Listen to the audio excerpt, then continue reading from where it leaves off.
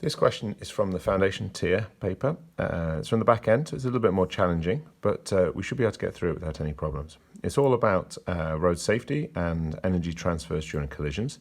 So if we read through the information, it's talking about the crash testing of a car, and you can see we've got a lovely picture to have a look at the same time. We've got some information here within the question. Now notice how we've got 3 numbers. One of those numbers may turn out to be a bit of a hoax, something we don't need.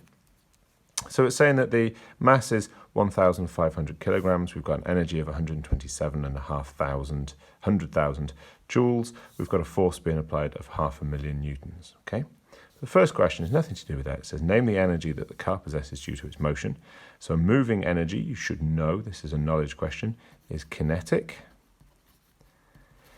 State the work done by the barrier to stop the car. So if I've got 127,500 joules, then that's my kinetic, that's the movement energy. If I'm stopping the car, I need to make the movement energy go away. So the work done stopping it will be the work done transferring that away. So it's just a case for this one of copying down exactly the number from here. Okay? Now, that work is being done by a force. So we can use that to calculate the distance the car will travel while the work is being done.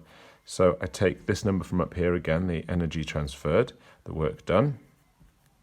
It doesn't matter what you refer to it as, it's the same fundamental idea. The force is this 500,000 here. The biggest challenge in this question really is working with numbers that are this big. And what seems really strange is when we divide these two numbers by each other, we end up with something which seems unrealistically small. But if you think about it, 255, let me start that again. 0.255 meters is approximately 25.5, exactly 25.5 centimeters. And if you think about the collision of a car, that's actually not that far at all, really. Okay, so on there, I'm going to write my answer as either centimeters, although I can keep it simple with 0.255. Okay. We're just going to flip over for the last part of the question. State one feature of cars that is designed to keep the driver safe in a head-on collision. Okay, I'm going to go for airbags. And to help you, I'm going to give 2 answers here, but I wouldn't encourage you to do that in case one of them is wrong. Or we could do crumple zones. Okay, and then the second part of the question, explain how this safety feature keeps the driver safe. It's actually the same answer for both of them.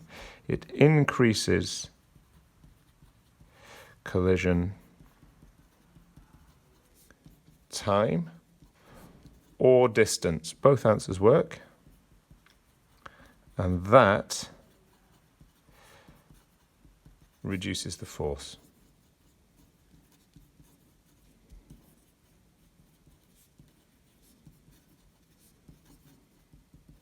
Okay, if you increase the collision time or increase the distance over which the work is done, you're going to be reducing the overall force.